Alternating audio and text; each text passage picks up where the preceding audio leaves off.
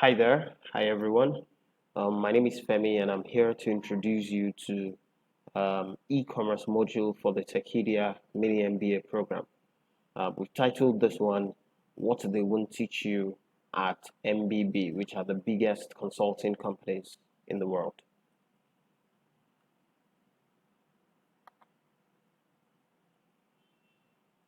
So this course basically has a bunch of content. It includes some discussions about what the module will be about. I'll give you some references. I'll discuss who I am. I'll also share the current state of understanding of what e-commerce is, what are the myths of e-commerce that people, especially in Africa, believe in, which are potentially not true, the basics of the space, the frameworks that people can use to take strategic choices within the space. We would also discuss some category kings, as well as go through three case studies that include first Amazon and Jumia, Facebook Shops and Amazon, as well as Food Locker, which is our own company here in Nigeria. So first, the e-commerce module. So this module is basically targeted at learning from some of the major players that are, in the sector, while also looking at the fundamentals of innovation in the space. We would also be looking at growth approaches that exist, as well as a description of what we have done at Foot Locker to implement. Here are some of the references which could help candidates to have an understanding of what has happened within the African space across Jumia, Konga, etc. There is an Harvard Business School case study, which is that PDF file, which is super useful to understand what has happened in the space. It also helps you to understand a bit more about what we're about to discuss here. In addition, you have some other materials that are very useful in terms of articles. You also have some definitions around e-commerce that you can look at. I've also attached financial statements from Amazon, Jumia, and Facebook. This statement would help you to get a full grasp of the sector, and I'll go into that shortly. Yahoo Finance is a very good space to check materials on. You would be able to see the financial statements of several companies from Amazon to Jumia to Facebook, etc. there. So who am I?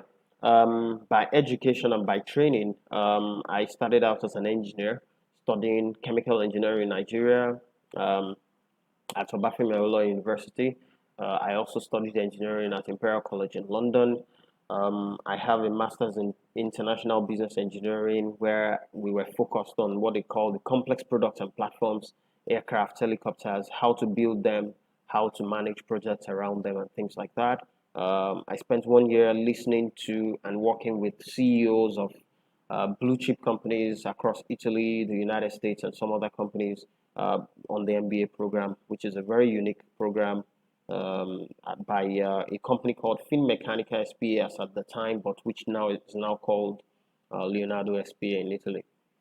I also have an MBA from a top 6 European business school, which is the SADE Business School in Spain.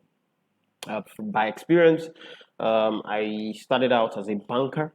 So I worked with First Bank Nigeria, did some work at First Bank Capital, and after that, I got this fantastic experience to work as a systems engineer in Italy, Saudi Arabia, where we were responsible for building the Princess Noor bint Abdurrahman University Automated People Mover, which is a driverless train system within a university in Riyadh, Saudi Arabia.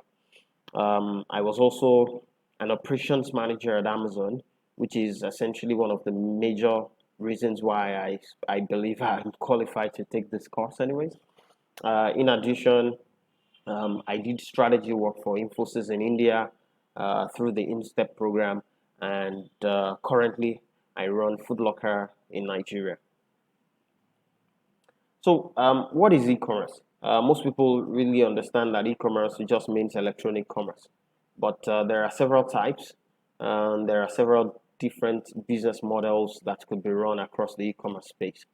In terms of the types, you could look at B2B e-commerce. So one popular one in Nigeria is Blue Pro, which is a company founded by Doc Olumide, who's somebody that we respect very well in the technology sector in Nigeria. Amazon Business is also a B2B e-commerce, a platform that essentially started to cater for Amazon's needs in terms of B2B needs, and was now opened up to other businesses to partake in. And then you have companies like Boeing who have their supply networks already connected to the power of e-commerce technology. Um, Quite significantly, there is foodlocker.africa, which is a platform that we have created to support the needs of large buyers across the African space. That's a technology that we have recently developed, which has a whole lot more than just buying and selling. It has more aspects to it than just the e-commerce. Then there's the B2C e-commerce, which is what we all know popularly. We used to know GlueNG, we used to also know Supermart, as well as Jumia, Konga, Amazon, of course, foodlocker.com.ng, which is our own e-commerce platform in Nigeria. And there's also this consumer to consumer e-commerce. You will think about your typical classified ads platforms like eBay, Craigslist, GG, Gumtree, etc. And there's the C2B, which is consumer to business e-commerce platforms, which are platforms that allow individuals to offer their services to businesses. So you look at the likes of Upwork, freelancing sites like freelancer.com, etc. But you'd also see ambassador.foodlocker.com.ng, which is one we have in-house for our ambassador program that allows individuals to offer their networks to Foodlocker, to refer their networks to Foodlocker in exchange for rewards, as well as prime.foodlocker.com.ng, which is also another referral program that allows individuals to refer their networks to Foodlocker in exchange for free shipping. Those two are getting very popular these days. And then there's the business to government e-commerce platforms. This is a very interesting aspect that I think that Nigeria is yet to fully tap into, and some other countries like the United States, for example, Synergetics in the United States is quite popular. Tanzania has their own e-procurement system, which they call the TANEPS, and Rwanda also has the Umokio, which is super useful for connecting contractors with government procurement services. These are super interesting platforms that people need to look at, and there could be some potential to drive some significant value for the Nigerian public procurement services in Nigeria, as well as in Africa. You also then have the consumer to government e-commerce platforms. These are platforms that essentially allow consumers to be able to procure government services, permits, from tax payments to tuition payments to e-passports. I think one very popular one is the driver's license one by the FRSC. And you also have Yellow Card Nigeria for people who want to travel and who want to take the yellow fever vaccines. So for all of these types, you could run multiple types of business models. So which means this is an example of like a 6x6 kind of space where the options are essentially limitless.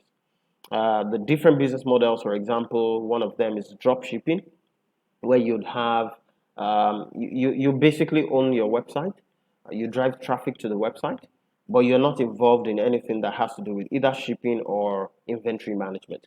All of that are taken care of by your vendors. So you just focus on owning the website and driving traffic to the website while your vendors do the shipping as well as the management of the inventory. This is quite popular in the United States. It's also popular in Europe a little bit. And then you have the marketplace model, which is something that is becoming more popular here across Africa because of the current players that we have. The model is basically to own the website. You drive traffic to the website. You own no inventory, or you can own some inventory because the lines are blurring a little bit. And then you could also own the logistics. But sometimes as well, you could outsource that as well. So the lines are blurring out. But the key for marketplace is you own the website, you drive the traffic, and you do the delivery. The inventory is not owned by you, so there are third-party vendors who own the inventory, but you take care of the logistics component. And then there's the wholesaling or warehousing, otherwise called the e-retail kind of e-commerce, which is you own the website, you own the traffic, you own the inventory, or you might not own the inventory, and you also own the logistics. Essentially, this is an A to Z sort of like Amazon kind of business. If for people who have observed very clearly, when you see the Amazon logo, between there is an arrow at the bottom that connects the A in the Amazon with the Z in the Amazon. That's basically what they were talking about. They connect the A to Z. So this is essentially what the Amazon business is about. It's e-retail, even though they've opened up to third-party seller services, etc. But the core is the A to Z, which is you own the website, you own the traffic, you own the inventory, and you also own the logistics. Or you might then involve third-party players. So this are, like I said again, the lines are blurring out between um, marketplace and e-retail, and we'll discuss that as we go on along this course. Then there's also the private labeling and manufacturing platforms. These are platforms basically where I have an idea, but I don't have a factory.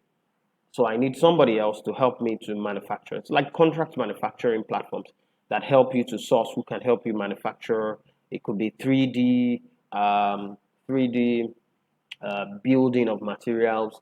It could be actually production of different drinks or different kind of products, biscuits, cornflakes, etc. But I've got the idea, but I need a factory to help me commercialize that. There are some platforms like Sourcify that help you to do that.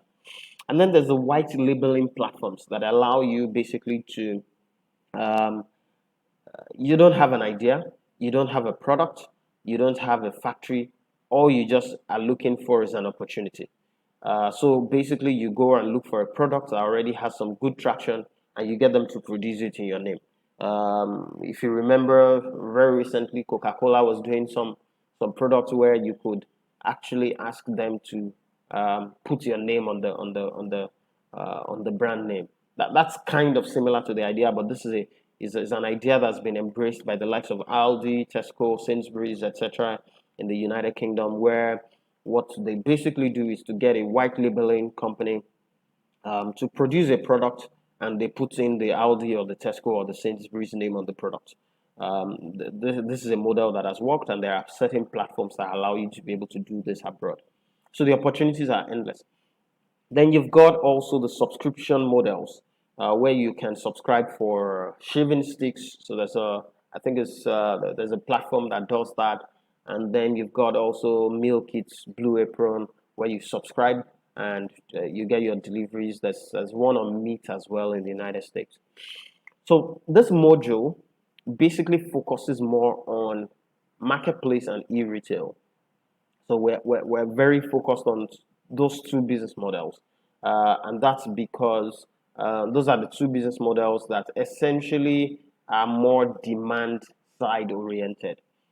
Drop shipping is super easy, and a lot of people are doing that. But the two dominant business models in that space are the marketplace and the e-retail. So that's where you find the Alibabas, the Amazons, the Jumias, the Kongas, the Zalandos, etc. Um,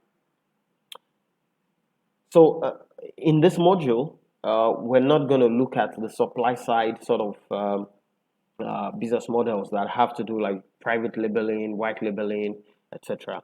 Subscription model is actually a model that you could couple onto marketplace or e-retail. So by discussing marketplace and e-retail, you pretty much would have covered the demand side of the business model.